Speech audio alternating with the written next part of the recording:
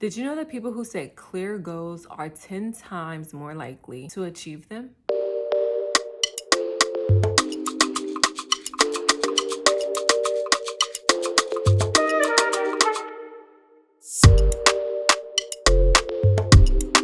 Setting goals help trigger new behaviors, helps guide your focus, and helps you sustain momentum in reaching your goals. If you're new here, I'm Ashley, and if you're returning, welcome back. This is She's in Sports. The first step to goal setting and planning success is to define your goals. Whether your goals are short-term or long-term, mapping out your goals are equally beneficial. Some short-term goals can include exercising, creating a budget, or reading a book. And some long-term goals can include earning your college degree, learning a new language, or starting a business. Now, for me, SMART goals are kind of boring. If you don't know what SMART goals are, they are specific, measurable, achievable, relevant, and time-bound goals. And I could never write them out using this specific system. It just does not work for me. When writing out my goals, I write what it is that I ultimately want to achieve, and then I'll give myself a time frame in which I want to accomplish it by.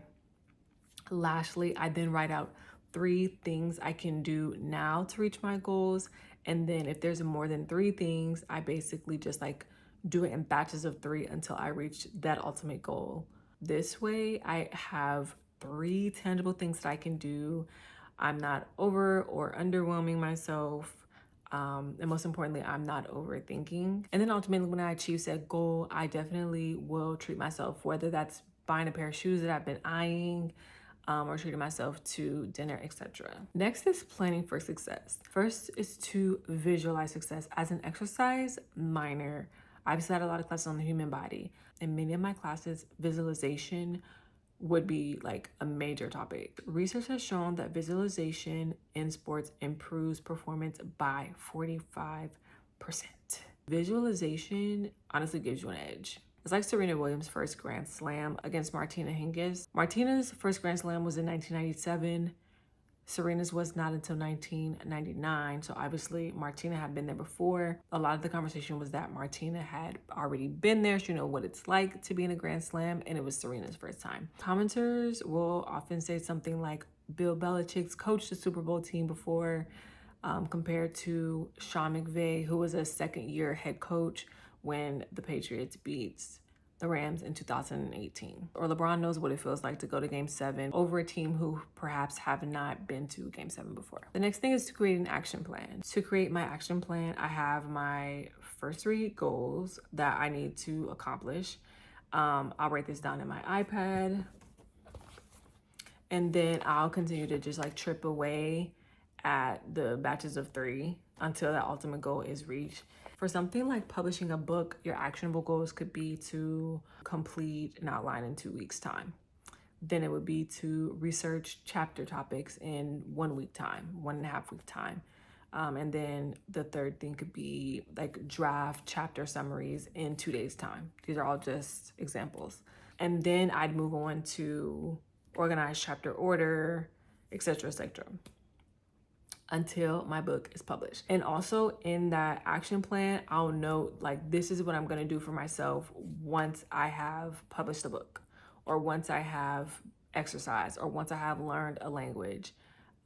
So not only at the end of this, I'll have a published book and a new pair of earrings. Next, we're gonna move on to tools and techniques. I personally use GoodNotes in my iPad, and this video is not sponsored. I do use GoodNotes in my iPad, but you can also use different planners or journals to track your goals. Additional tools you could use are goal setting apps such as Trello or Notion. I know there's a bunch of others, but those were just the 2 on the top of my head. Now, when it comes to overcoming challenges, I'm queen procrastinator, so I honestly have no tips to give you on overcoming that, just to be honest. But if you're lacking motivation, that's okay. I'm here to tell you that is perfectly fine. You're not always going to be highly motivated, but on the days where hey, I have to do this, I can't move on, or I can't get closer to that ultimate goal without accomplishing these, or your window is getting down. I also set alarms for myself. I even set alarms when I'm cleaning my house, 20 minutes for each room. But no, that pausing and coming back to something later is perfectly fine. There's nothing wrong with that. And just make sure that you actually do go back to it. Now, some advice in overcoming challenges like procrastination or lack of motivation.